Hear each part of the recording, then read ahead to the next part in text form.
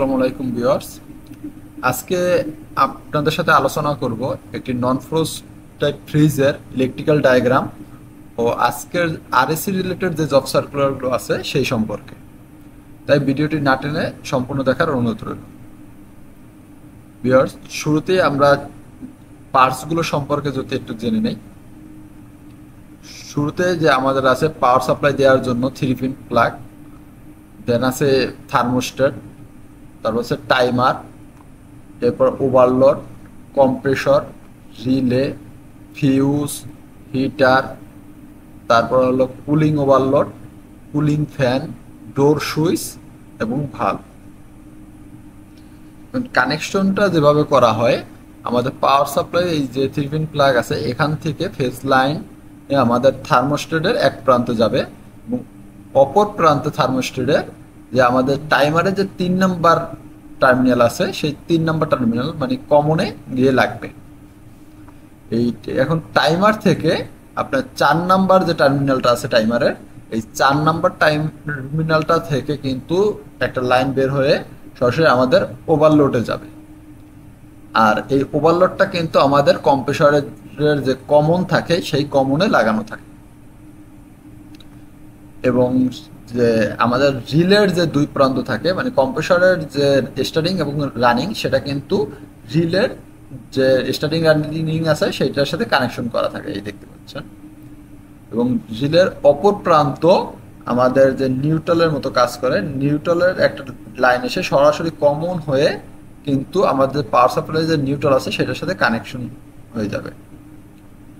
আর এখান থেকে তারপর আমাদের যে আপনার টাইমারের যে 2 নাম্বার টার্মিনাল আছে সেই 2 নাম্বার টার্মিনাল থেকে কিন্তু একটা লাইন এসে আমাদের কুলিং ওভারলোড আছে, কুলিং ওভারলোডের এক প্রান্ত লাগবে এবং অপর প্রান্তটি কিন্তু গিয়ে আবার হিটারের এক প্রান্তে সংযোগ হবে এবং অপর প্রান্তটি কিন্তু আবার ফিউজের এক প্রান্তে সংযোগ হবে।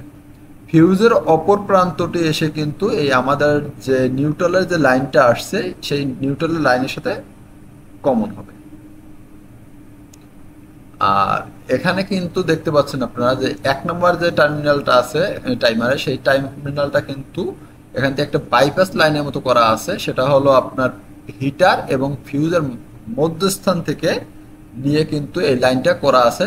এই লাইনটা কিন্তু পরবর্তীতে এই যখন আমাদের যে নন ফ্রোজ ফ্রিজ যখন চলে, যে কম্প্রেসর যখন চলে তখন হিটার লাইন বন্ধ থাকে এবং হিটার লাইন যখন চলে তখন কিন্তু কম্প্রেসর বন্ধ থাকে। সেক্ষেত্রে যখন আমাদের কম্প্রেসর বন্ধ থাকবে তখন কিন্তু হিটার চলবে এবং হিটার চললে কম্প্রেসর রানিং বন্ধ থাকবে। তো তখন কিন্তু এটা নিউট্রাল হিসাবে কাজ করবে, এই লাইনটা এটা নিউট্রাল হিসাবে কাজ করবে। আর আমাদের কিন্তু এই কুলিং ওভারলোড যখন আমাদের সংযোগ দিবে তখন আবার ফেজ হিসাবে কাজ করবে। এখন যদি দেখেন যে আপনার 4 নাম্বার টার্মিনাল থেকে যে আমাদের যে আপনার ওভারলোডের যে কানেকশনটা গেছে সেখান থেকে কিন্তু একটা কানেকশন সরাসরি এসে কিন্তু আমাদের যে কুলিং ফ্যান আছে সেই কুলিং ফ্যানে সংযোগ হয়েছে এবং কুলিং ফ্যানের অপর প্রান্ত কিন্তু আমাদের যে ডোর সুইচ আছে ডোর সুইচের 3টা টার্মিনালে একটা টার্মিনালে সংযোগ হয়েছে এবং যে ডোর সুইচে কিন্তু 3টা টার্মিনালে একটা হলো কমন, একটা হলো নর্মালি ওপেন, আর একটা হলো নর্মালি ক্লোজ। এটা দেখতে পাচ্ছেন নর্মালি ক্লোজ, এটা কিন্তু নর্মালি ওপেন। তো এখানে যদি দেখেন যে কমন যেটা হয়েছে এরপরে যখন নর্মালি ওপেন হয়, যেমন এইটা আমরা যখনই দরজা খুলি তখন কিন্তু নর্মালি ওপেন থাকে, যেমন এখন কিন্তু সুইচটা নর্মালি ওপেন আছে।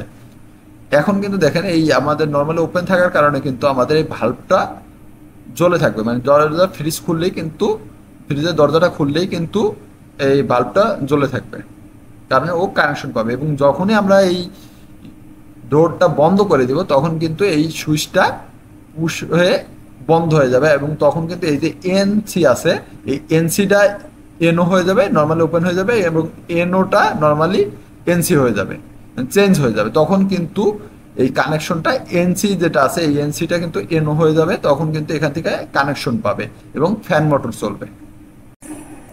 আপনারা জানেন যে এই যে কুলিং ফ্যানটা যখন চলে এই ফ্যানটার বাতাসটা কিন্তু আমাদের যে ফ্রিজের যে কয়েলটা আছে, কুলিং কয়েলটা আছে, কুলিং কয়েলের উপর দিয়ে আসে, যার কারণে কিন্তু ফ্রিজের ভিতরে যে চেম্বারের ভিতরে যে কুলিংটা সেটা কিন্তু হয়।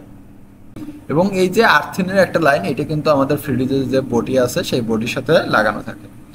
ভিউয়ার্স, আপনাদের বোঝার সুবিধার্থে এখানে কিন্তু আমি আর একটু করে দিচ্ছি যে আপনাদের এই লাল রঙের যে রেখাগুলো আছে সেগুলো কিন্তু ফেজ লাইন, এবং কালোগুলো যেগুলো আছে সেগুলো নিউট্রাল, এবং সবুজটা কিন্তু আর্থিং।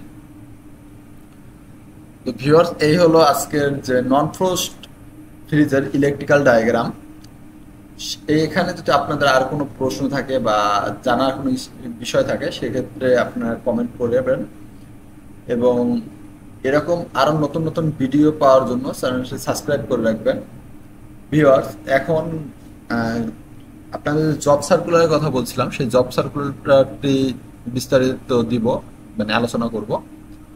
তো সাধারণত আমি ভিডিওর ভিতরে মাঝখানে দেই জব সার্কুলারটা, কিন্তু যেহেতু এই ভিডিওটা শর্ট ভিডিও, বেশি বড় না, সেই জন্য আমরা জব সার্কুলারটা ভিডিওর শেষে দিতেছি। আজকের জব সার্কুলারটি হলো এলজি বাটারফ্লাই ম্যানুফ্যাকচারিং কোম্পানির। পজিশন হলো টেকনিশিয়ান বা সিনিয়র টেকনিশিয়ান, ডিপার্টমেন্ট ইউটিলিটি মেইনটেন্যান্সে, লোকেশন ভালুকা ময়মনসিংহে, employee type full time job, qualification চাইছে ডিপ্লোমা ইন মেকানিক্যাল অথবা এইচএসসি। যারা আরএসসি দিয়ে ডিপ্লোমা করছেন তারা আবেদন করতে পারবেন। ক্যান্ডিডেটদের সিভি পাঠানোর জন্য বলা হয়েছে, এখানে একটি জিমেল নাম্বার দেওয়া আছে সেখানে। আর সর্বনিম্ন 3 বছরের এক্সপিরিয়েন্স থাকতে হবে, বেশি হলে ভালো হয়। আবেদনের লাস্ট ডেট কিন্তু 31 ডিসেম্বর 2024, এবং এখানে যারা শর্ট লিস্টেড হবেন তাদেরকেই শুধু কন্ট্যাক্ট করা হবে, বাকিদের না। তাই দ্রুত সিভি পাঠিয়ে দিন। সার্কুলারের বিস্তারিত ভিডিও ডিসক্রিপশনে দেওয়া আছে, তাই যারা আবেদন করবেন তারা ডিসক্রিপশন থেকে ফুল ডিটেলস দেখে নিতে পারেন। ভিউয়ার্স, এতক্ষণ ভিডিও দেখার জন্য আপনাদের অসংখ্য ধন্যবাদ।